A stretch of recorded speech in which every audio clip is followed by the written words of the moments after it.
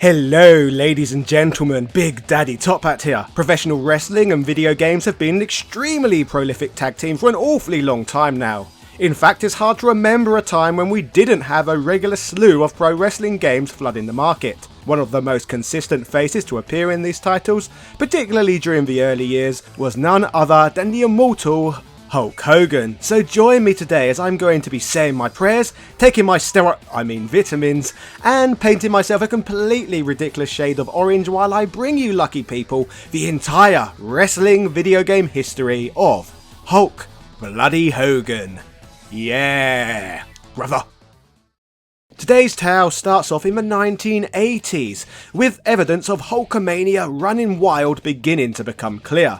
You see, even by 1985, in an era whereby our orange maniac was yet to appear in video game form, this did not stop those cheeky buggers over at Technos Japan from featuring a Hogan parody by the name of Golden Hulk in American releases of their 1985 hit, Matt Mania. This was no doubt to try and cash in on the fledgling Hulkamania brand that had started properly the year before, when Hogan won the WWF title for the first time.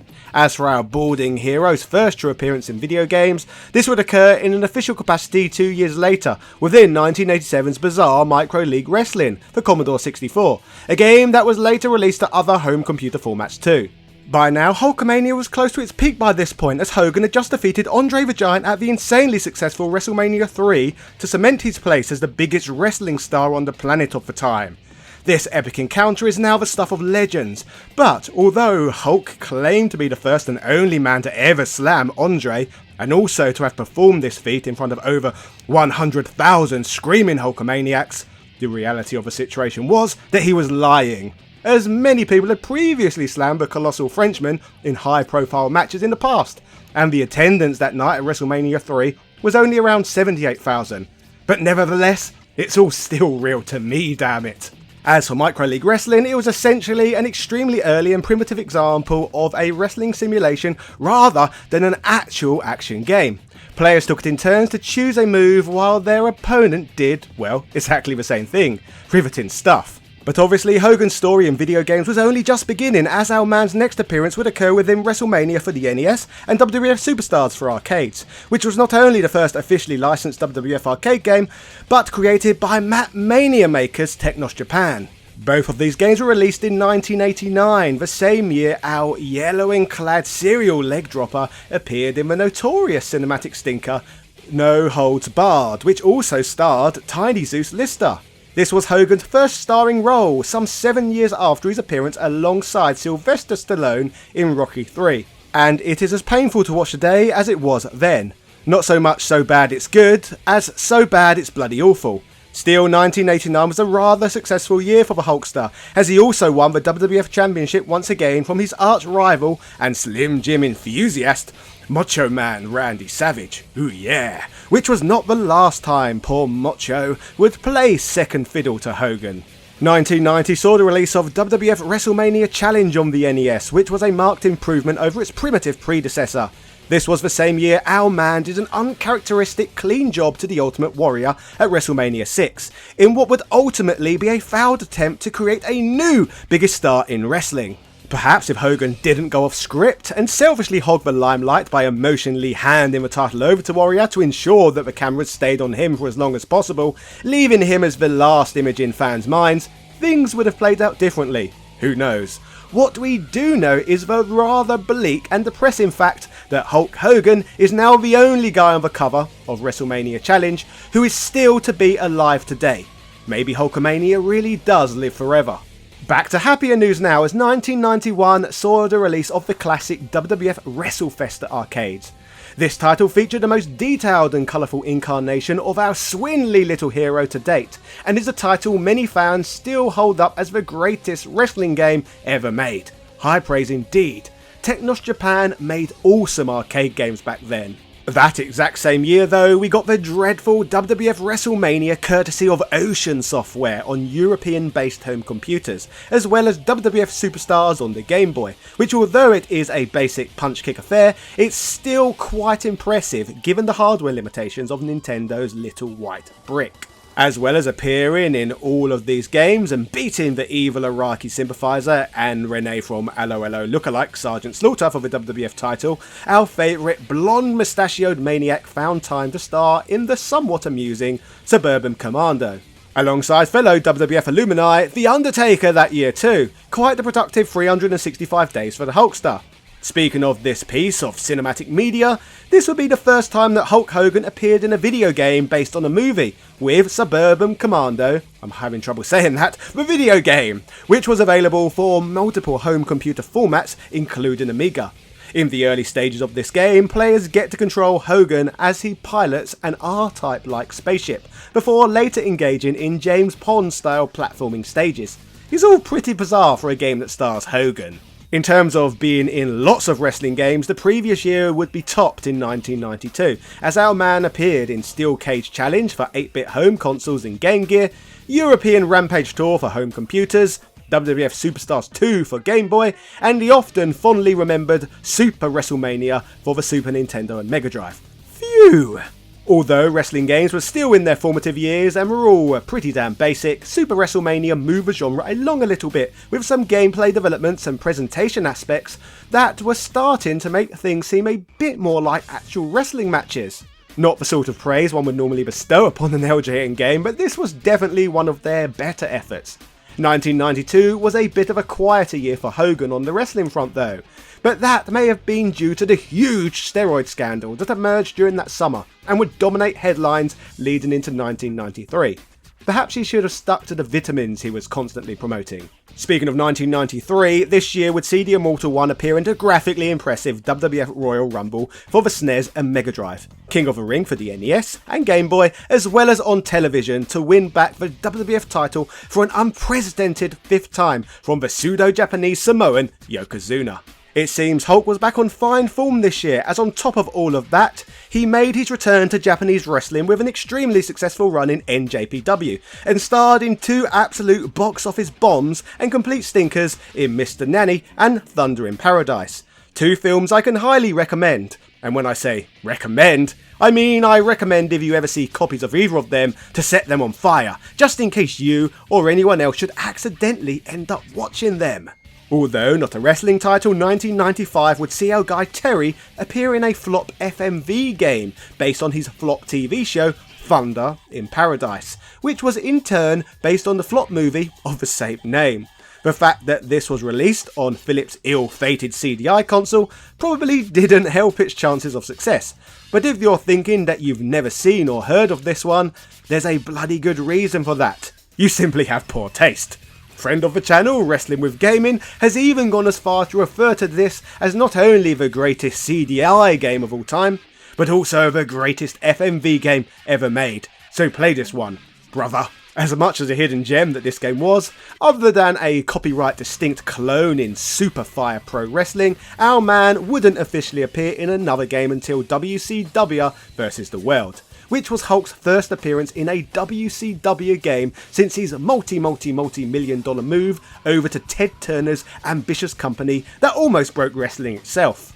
Released on the Sony PlayStation in Japan in 1996 and 1997 everywhere else, Hulk Hogan entered into the world of polygons and realistic movement and movesets, with our guy proudly rocking his black and white NWO colours after turning evil in the biggest heel turn in the history of professional wrestling earlier that same year.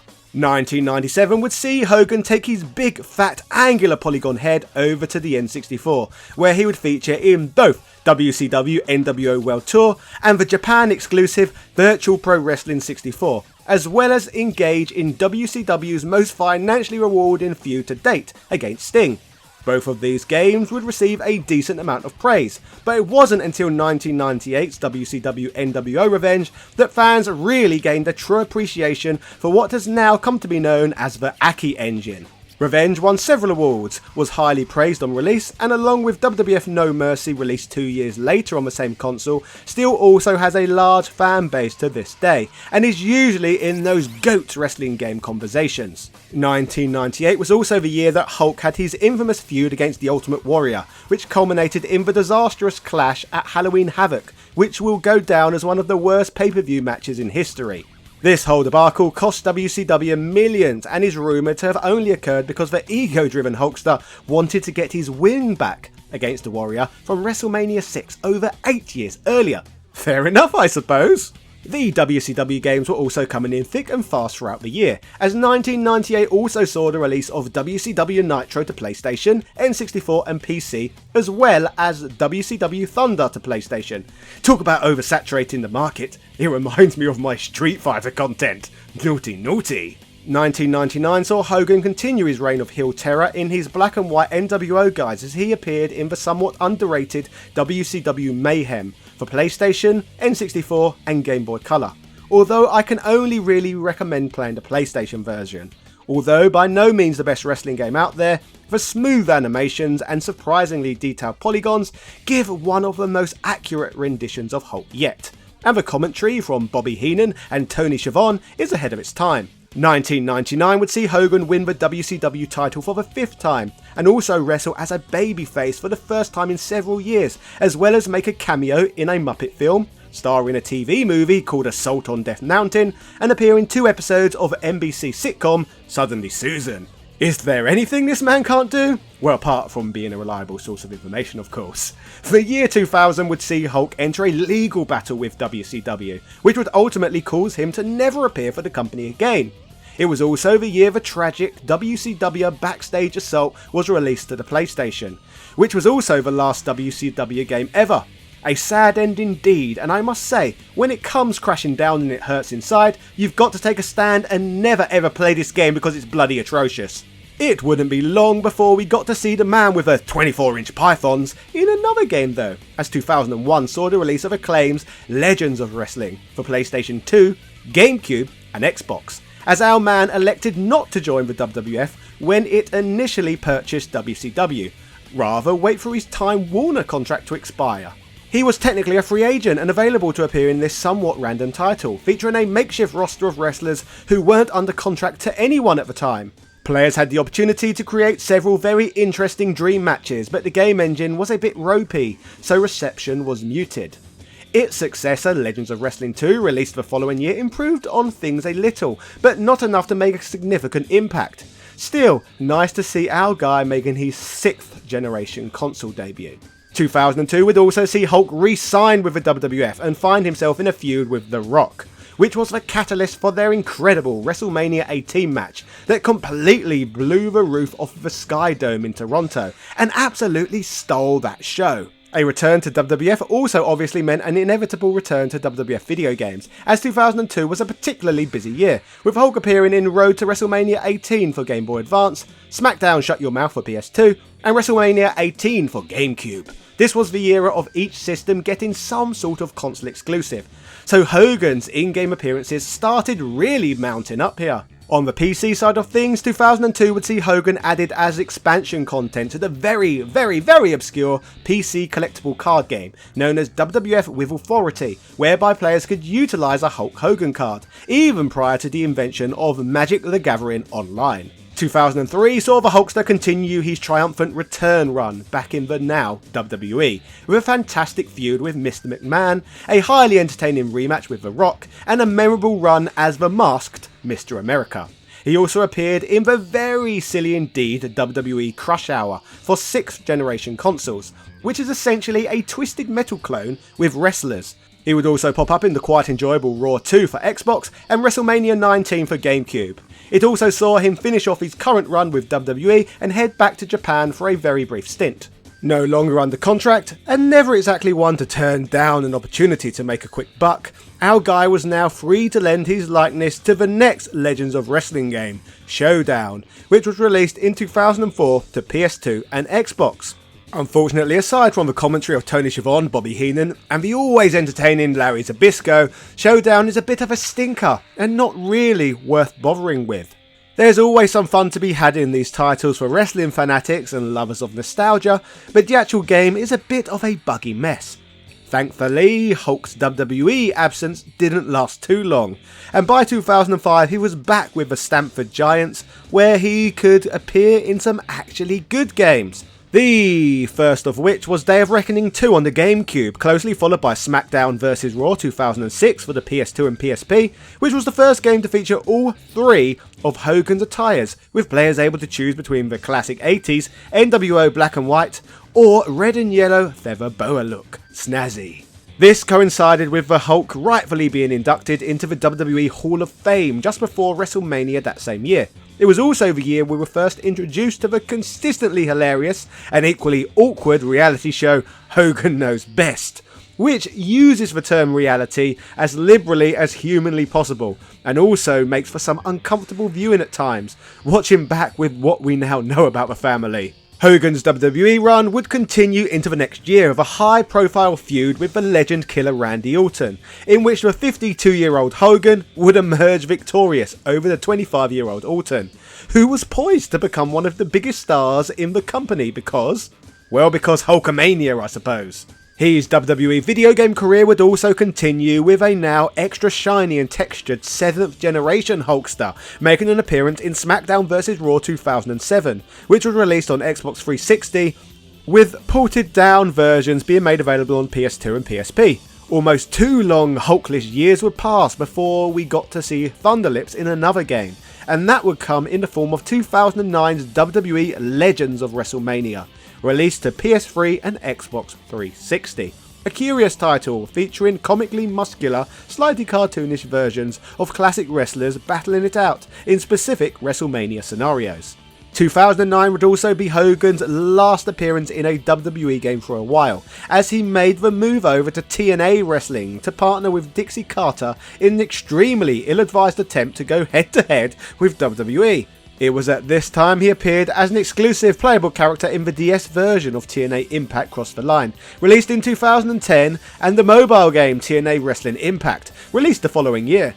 Despite being in TNA, thanks to some sneaky Hulk Hogan sneakery, involving a sneaky contract that allowed him to sign outside licensing deals, our sneaky hero pops up in 2011's WWE All-Stars as a playable character, appearing alongside other legends such as Andre the Giant and the Ultimate Warrior, in a crossover title that's somewhere in between a fighting game and a wrestling one. 2011 also saw the release of the Xbox 360 Kinect game Hulk Hogan's Main Event, which honestly stinks worse than one of Yokozuna's sumo nappies. Ugh.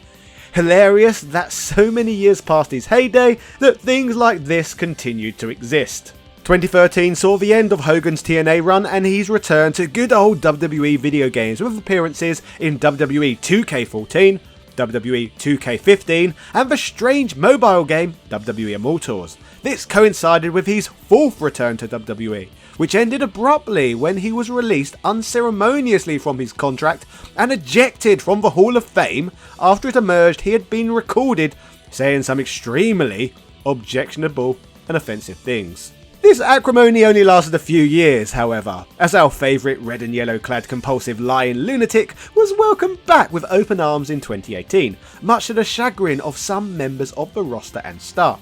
Since then, he has gone on to appear on modern console releases of WWE 2K20 and WWE 2K Battlegrounds, and is set to be one of the cover stars of the NWO for Life edition of the soon-to-be-released WWE 2K22. Which brings us up to the present day and concludes our journey through Hulk's illustrious, impressive, and dare I say, immortal video game history. When Hulk Hogan said Hulkamania would live on forever, by now it is really starting to look like that for once in his life he was telling the truth, as his career in video games doesn't seem to be ending anytime soon. Who knows where the impossibly tanned, shiny-headed one will pop up next? And given his love of both money and whoring out his name, it could be bloody anywhere. Hulk Hogan in AEW, anyone? So ladies and gentlemen, I hope you enjoyed today's change of pace. If you'd like to learn about Hulk Hogan's video game history, which wrestler would you like me to give the same treatment to on here next? Personally, I think it's gotta be Kane, but please do let me know otherwise in the comment section down below.